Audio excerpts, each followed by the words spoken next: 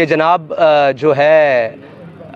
عمران اور گرفتاریوں کے حوالے سے دیکھیں، ہم اس تقدس جو چادر اور چار دیواری کے تقدس کو پامال کرنا ہے، اس کے ہم سخت خلاف ہیں۔ آپ نے شاید رات جلسے میں نہیں سنا، میں نے پہلے بھی کہا کہ رانا ثناء اللہ کے خلاف ذاتی اور سیاسی وکٹمائزیشن ہو، ہم اس کے خلاف ہیں، اور شہریار افریدی اور ان کی اہلیہ کے خلاف ہوں، ہم اس کے بھی خلاف ہیں۔ اور اگرچہ عمر ڈار اور عثمان ڈار کی جو والدہ کے ساتھ کیا گیا ہے، یہ پنجابی کی ایک مثال ہے، معذرت کے ساتھ وہ کہتے ہیں تیری میں کی ہوندی ہے چلیا تی تے تی ہوندی ہے، ٹھیک ہے جی۔ ہم یہ اس بات کے قائل ہیں کہ مائیں بہنیں سانجھی ہوتی ہیں، باقی جڑیاں دیاں گلاں